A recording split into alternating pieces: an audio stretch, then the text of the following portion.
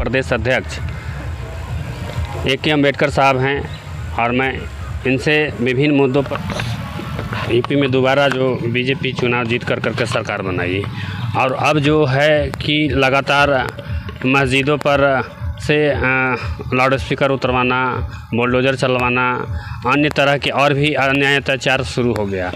तो इसको अब क्या विकल्प हो सकता है जनता के लिए? आपका बहुत मौलिक सवाल है। ये परिस्थितियां अभी निर्माण किया गया है। जैसे भारतीय संविधान डॉक्टर बाबा साहब अम्बेडकर ने जो संविधान को लिखा है, वो संविधान ने कह रही है, कही नहीं रही बल्कि लिखी हुई ये बात उसमें है कि भारत ये धर्मनिरपेक्ष देश है, धर्मनिरपेक्ष राष्ट्र है। तो जब ये धर्मनिरपेक्ष है तो यहाँ पर अलग अलग धर्म के लोग पाए जाते हैं। तो भारतीय संविधान ने सभी धर्म के लोगों को अपना अपना पर्सनल लॉ दिया है और पर्सनल लॉ के तहत चाहे इस्लाम के मानने वाले लोग हो, चाहे क्रिश्चियन के मानने वाले लोग हो, चाहे जैन धर्म के मानने वाले लोग हो, या लिंगायत धर्म के मानने वाले लोग हो, या बुद्धिज्म को मानने वाले लोग हो, या सिखिज्म के मानने वाले लोग हो, सभी धर्म के लोगों को अपने शरीयत के अनुसार, अपने धर्म के अनुसार, अपने कानून के अनुसार, अपने रूल्स के अनुसार उनका रहन सहन, उनका खान पान, उनका पहनावा ओढ़वावा, उनका मरण जमन जीवन संस्कार, सभी संस्कार अपने रीति रिवाज के तहत है। ये भारतीय संविधान ने उनको अधिकार दिया है और अपनी व्यक्ति को अपने प्रचार प्रसार करना भी, अपनी व्यक्ति को अभिव्यक्त करने का भी अधिकार भारतीय संविधान के आर्टिकल 19 दिया हुआ है। फिर भी अगर आरएसएस के कुछ असामाजिक तत्व के जो लोग हैं, भारतीय जनता पार्टी में कुछ ऐसे लोग हैं कि जिन लोगों ने प्लान बनाकर मस्जिदों में जाकर हनुमान चालीसा पढ़ने की काम करे। अरे भाई, तुमको हनुमान चालीसा पढ़ना है, हमारा कोई एतराज़ नहीं है, आप पढ़ो ना।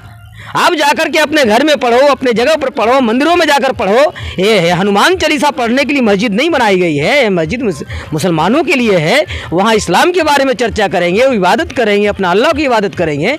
ये तो सरासर प्लान बनाकर गलत काम किया जा रहा है। मतलब है संविधान के विरोध में जाकर काम कर रहे हैं। इसके ऊपर प्रधानमंत्री को एक्शन लेना चाहिए, इसके ऊपर राष्ट्रपति महोदय को एक्शन लेना चाहिए, इसके ऊपर हाईकोर्ट सुप्रीम कोर्ट को एक्शन लेना चाहिए, लेकिन कोई एक्शन लेने की काम नहीं कर रहे। ऐसा क्यों हो रहा है?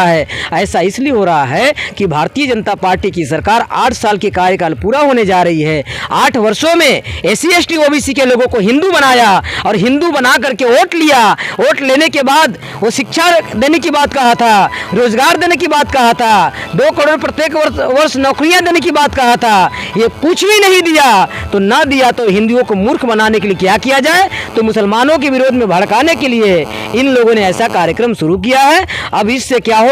हिंदू जिसको SC ST को हिंदू कहा रहा है, जो कि हिंदू ये गाली शब्द है, हिंदू सही शब्द नहीं है।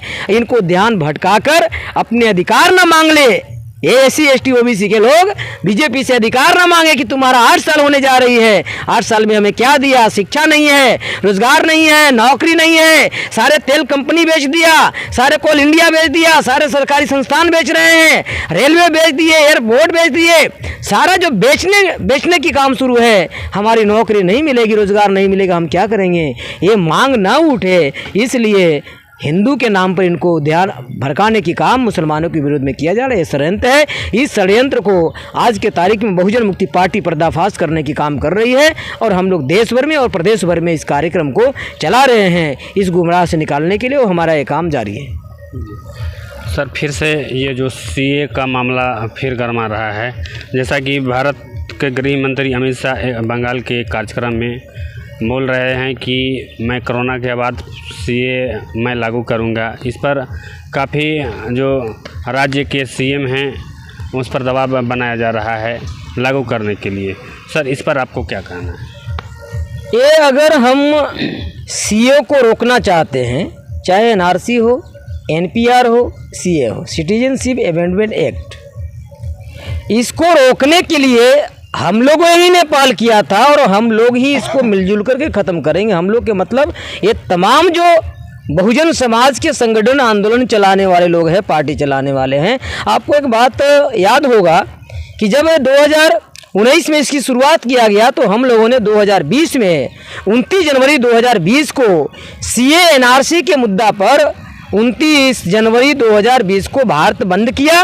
और जो अमित शाह नरेंद्र मोदी जी कहते थे कि इस कानून से हम एक डेंग पीछे हटने वाले नहीं है, इस फैसला से पीछे हटने वाले नहीं हैं, तो एक सामाजिक नेता जो पूरे देश में मजलूमों के लिए, गरीबों के लिए काम करते हैं, आदरणीय वामन मिश्राम साहब ने कहा कि आप आगे नहीं हट सकते, आप पीछे नहीं हट सकते हो तो आपके आगे भी नहीं बढ़ने देंगे। और बहुजन मुक्ति पार्टी पूरी ताकत और शक्ति के साथ में 29 जनवरी को भारत बंद किया। और बंद करने के बाद क्या उसका परिणाम निकल के आई, जो लागू करने के लिए अलग अलग प्रदेशों में कह रहा था वो लागू करना बंद हो गया।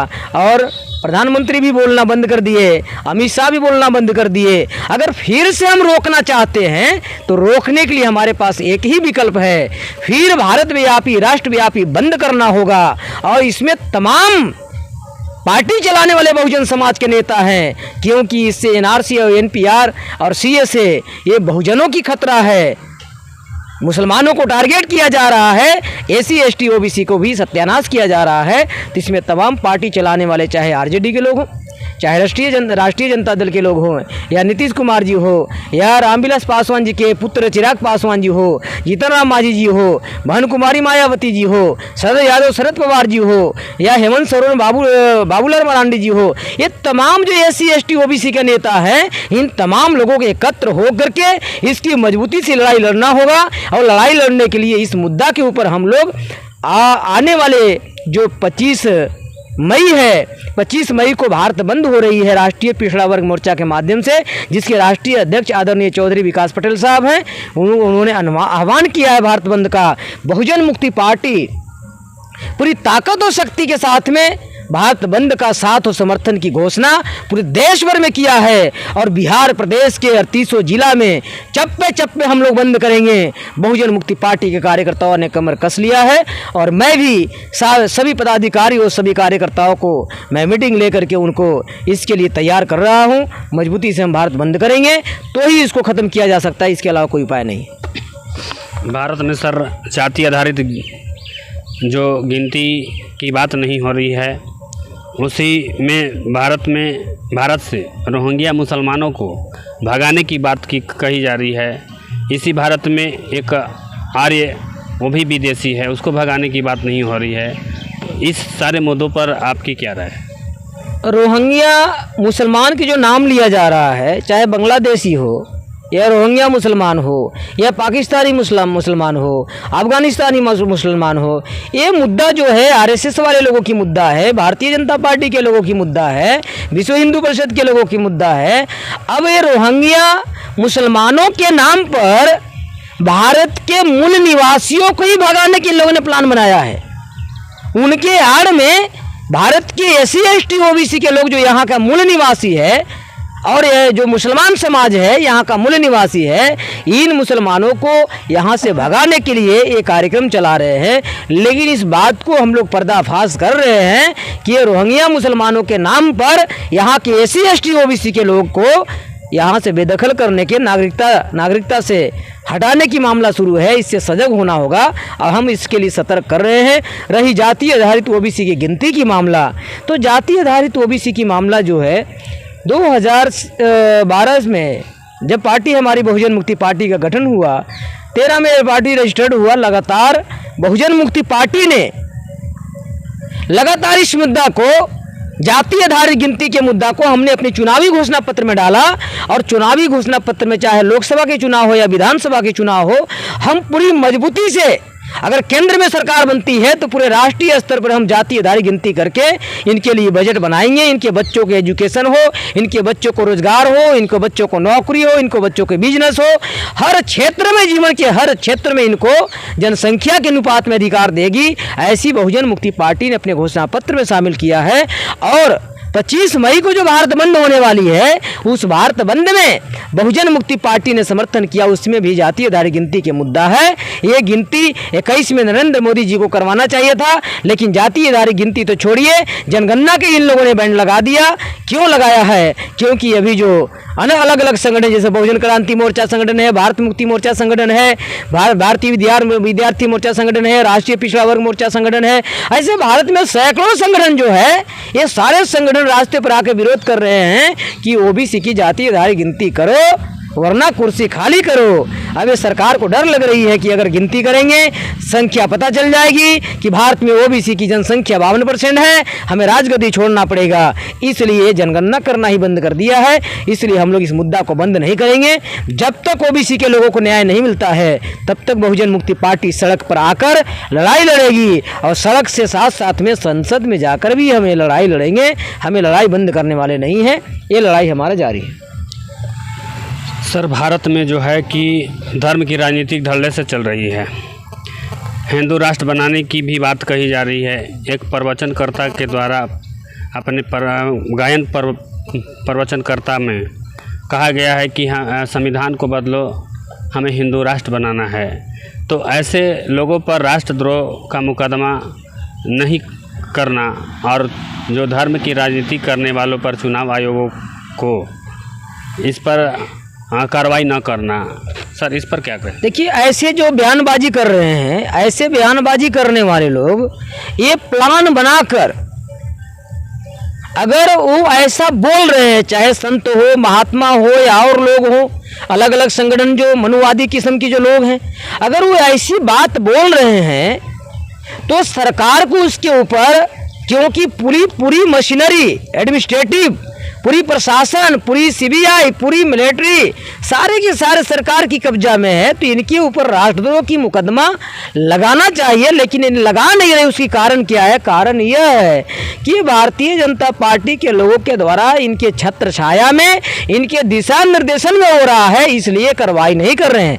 और अगर इनके दिशा निर्देशन में नहीं हो रहा है तो ऐसे अनर्गल जो बयानबाजी करने वाले लोग हैं, इनके ऊपर कार्रवाई होनी चाहिए, इनको जेल होनी चाहिए, इनकी राष्ट्रद्रोह की मुकदमा लगनी चाहिए, इनको ताड़ी पार किया जाना चाहिए और इनकी फांसी की सजा भी होनी चाहिए।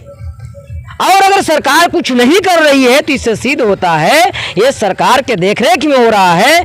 भारतीय जनता पार्टी ही प्लान बनाकर ऐसा करवा रही है, ऐसा मेरा कहना है, मेरा ऐसा एक सोच बना हुआ है परिस्थितियों को ध्यान में रखकर।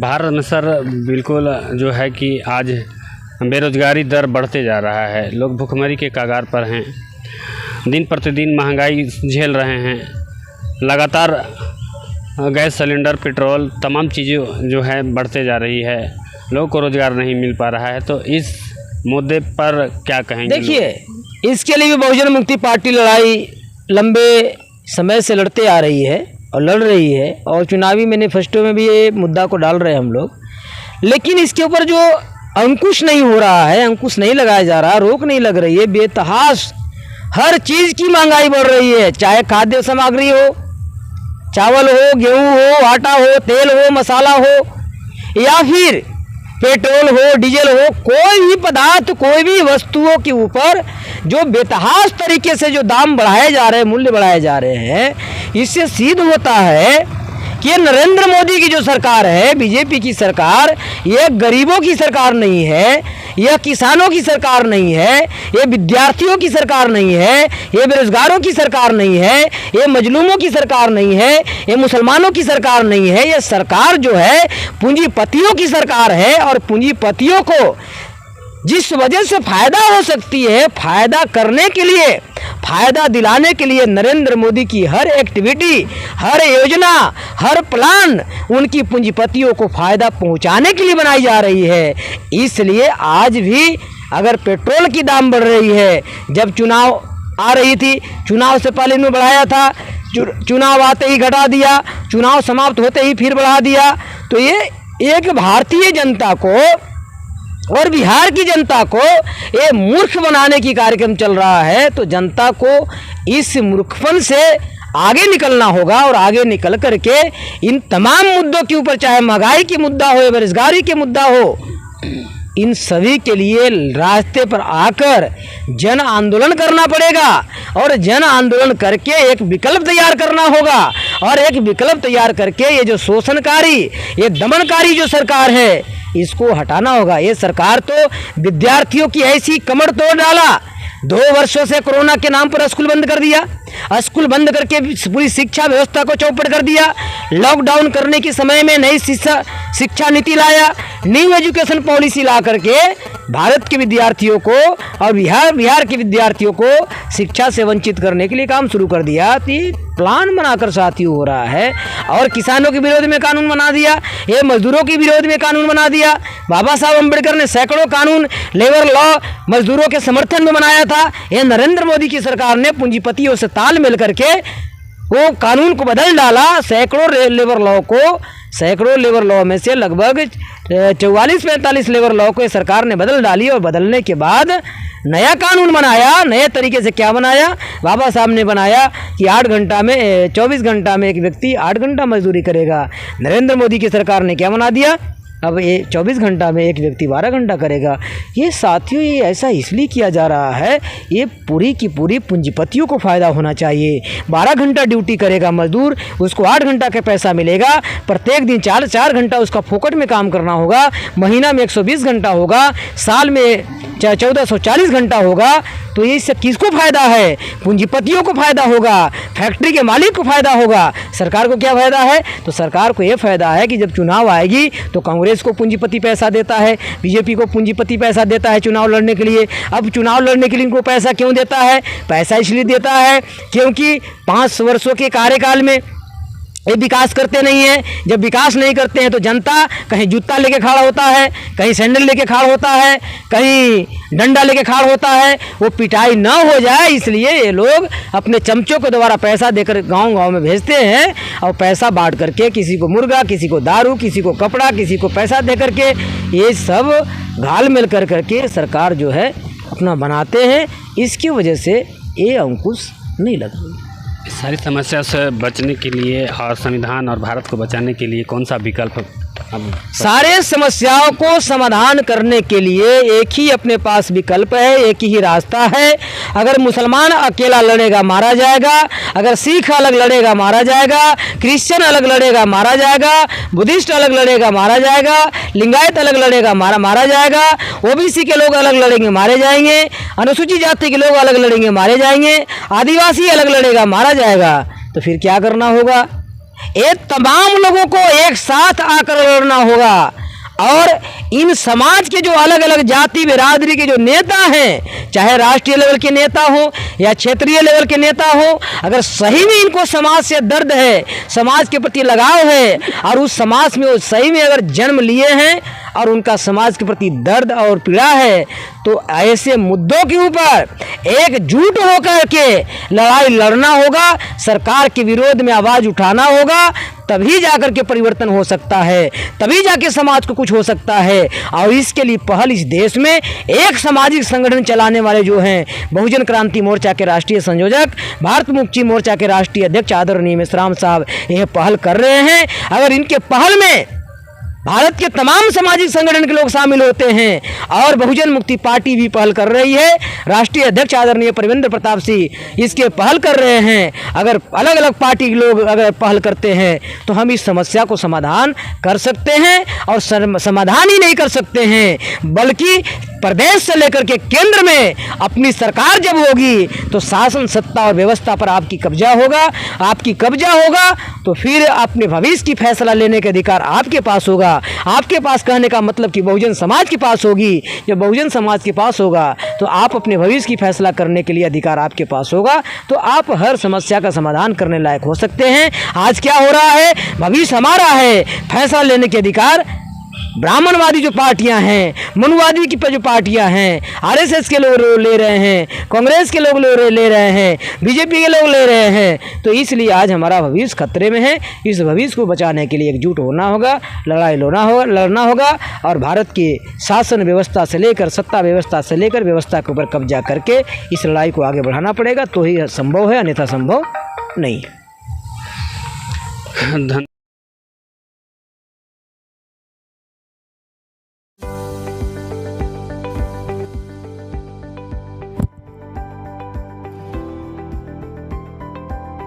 ज्ञानोदय विद्यालय, धरणीधर मोड़, विराटपुर, औरंगाबाद। बच्चों के उज्जवल भविष्य के लिए एकमात्र शिक्षण संस्थान। पढ़ाई के साथ साथ खेल कूद, अनुशासन, मनोरंजन, कंप्यूटर ज्ञान, व्यायाम इत्यादि की सुविधा। आप अपने बच्चों के उज्जवल भविष्य के लिए नामांकन कराएं। नामांकन प्रारंभ है। यहाँ अनाथ बच्चों के लिए निःशुल्क शिक्षा की व्यवस्था उपलब्ध है।